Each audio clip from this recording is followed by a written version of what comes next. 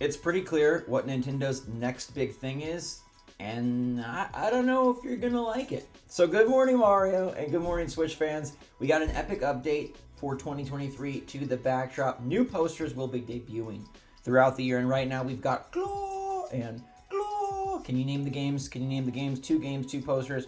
What games are they from? Big shout out to Dan Mumford for the best art in the video game business. Now, let's get into it, okay? Because we got a new controller from Nintendo. We've got some interesting brand new news, and we have a good idea of where Nintendo is going next, and it's different. So thanks so much for watching. I'm Zach from SwitchForce, excited to have you here, and we'll kick it off with this pretty awesome new controller. Now, I'll be really upfront, you can't buy it, it already sold out, but NYXI is making this Gamecube JoyCon Controller, and it looks really nifty and nice. It's basically two Gamecube controllers, like split in half, and then there's also a grip if you want to play with them together, but they look really nifty on the Switch itself. And I guess this is in hopes or anticipation that Nintendo does drop more Gamecube-esque ports in 2023.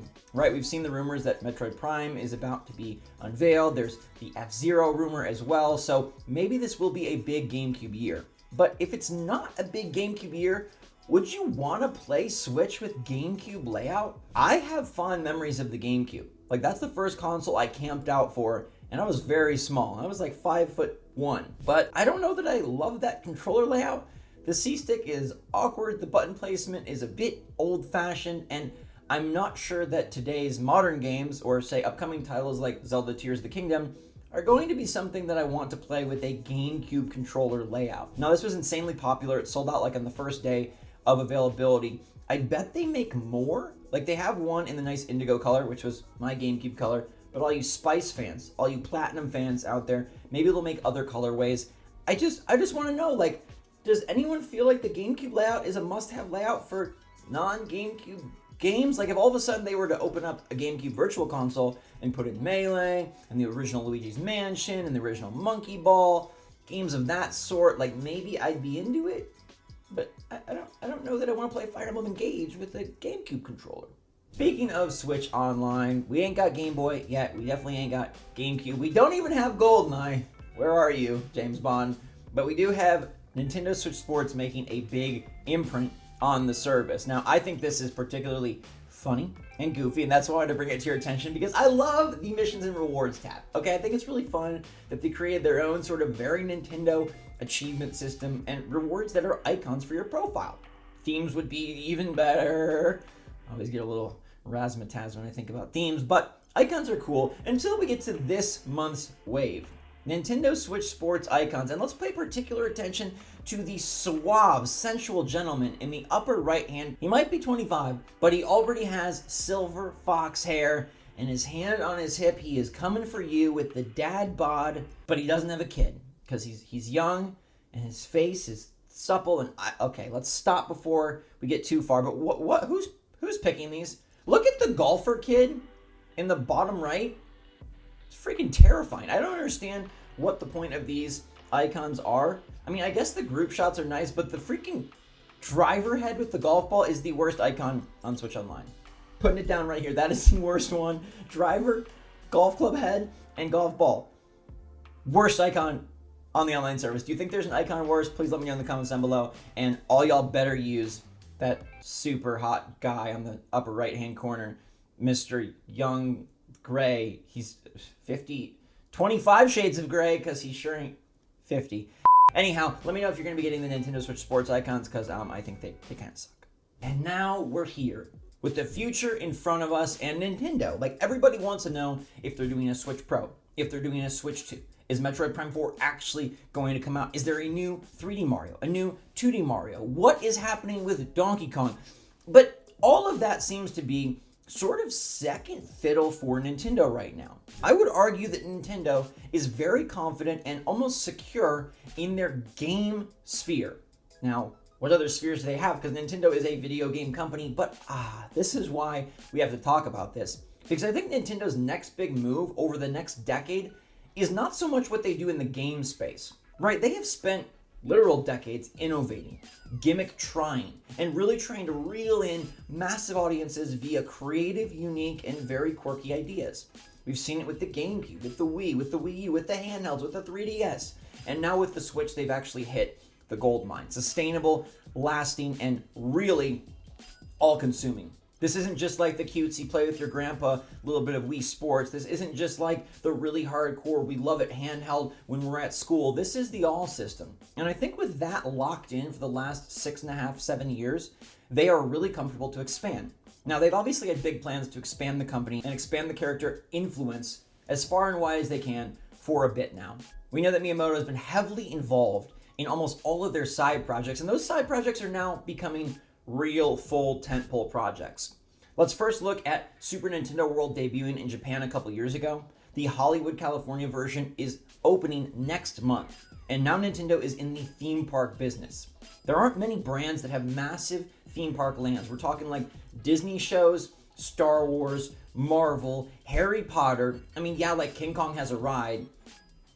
But Nintendo World is a world. It is a land, and it is going to be in Tokyo, Florida, and Hollywood. That's a massive expansion for Nintendo. And alongside that, just 3 months down the line, they have their Super Mario Bros. Movie releasing, which by all accounts looks phenomenal. Absolutely busting the mold of what a video game movie could and should elicit. Really tepid response. Everyone is geeked to see Jack Black and the rest of the crew, and Chris Pratt aside, it looks amazing. Now, we have a big rumor coming in that Nintendo and Illumination are already hard at work on the next movie. And that's what makes me think that Nintendo's next decade may be more about their multimedia expansion and the proliferation of their characters, even more than their games. Like, yes, Switch Pro would be great. 4K Switch games, amazing. Yes, Switch 2 would be great. Maybe more ergonomic JoyCon and a better way to play our favorite games. But all things considered, I think Nintendo's gaming sphere is going to stay pretty static for the next 5, 6, 7, 8, 9, 10 years. I think the next decade of Nintendo gaming looks very similar to the last 6 to 7 years of Switch. I don't think they make a marked shift. I think they keep what's working and roll with the Switch. In the same way that, like, yes, PS5 is a new PlayStation, but it's really just PlayStation with better graphics. I think that's what we're in for with Nintendo. And I think their real foray, their real sort of risk-taking will be in this space. Now, Giant Freaking Robot is the source of this rumor, and they have a back and forth track record. I've seen some people say don't trust them, and others say, well, they predicted that Henry Cavill would not be back as Superman, as well as multiple other big movie news bits. So we'll just let you kind of look at this, take it with a grain of salt, and assess. But they say that a Legend of Zelda animated movie is next. Now, after the quality of the trailers for the Super Mario Bros. Movie, I gotta be excited. I know some people would love to see the Tom Holland, Emma Watson Legend of Zelda live action movie, but after how mediocre stuff like Assassin's Creed was, and basically every other video game movie, if we're not doing The Last of Us on HBO like that size premium series, I'm good with an animated Zelda. And I think Zelda really does lend itself to a film universe with the plethora of references, characters, and iconic locations.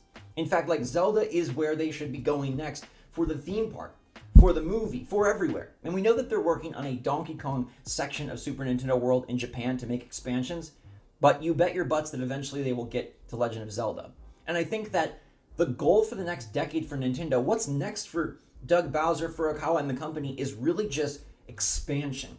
Expansion. We look at a company like Disney, who profits, yes, off of their movies, but their theme parks generate a ton of revenue. Now, their streaming service is absolutely monstrous, taking over that sector. And what Nintendo love to do something in that vein. Now, they don't get very creative with their back catalog. They could be virtual console, and they could subscriptionify that, and they could make it the Netflix of gaming like Game Pass has done, but with a massive Nintendo nostalgic catalog. Alas, they do not.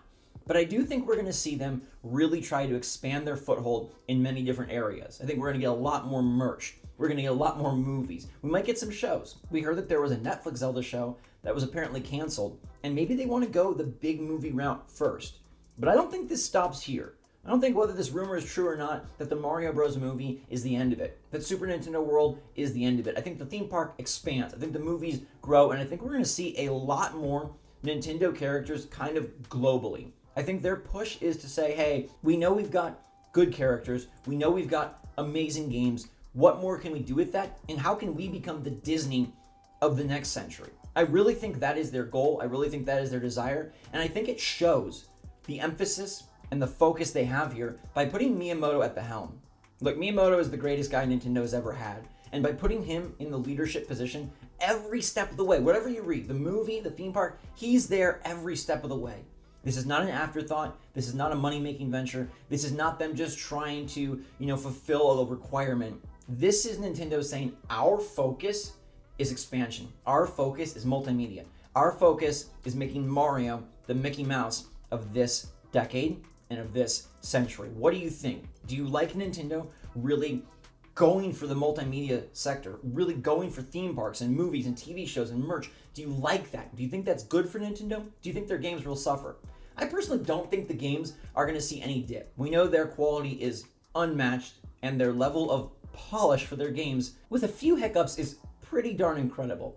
And the untapped character trove that is Animal Crossing is just waiting for its multimedia explosion. That game, 40 million sold, kind of abandoned, ditched, but there is so much more you can do. And they've already animated it over in Japan. There's a movie there that's quite popular, but what if they do it bigger? Honestly, if Zelda is not the pick, I'd say Animal Crossing should be the next major animated movie. I'd say Animal Crossing should get a lot of love. I think that is another universal type property that could have just absolutely limitless effect if moved into these new spheres.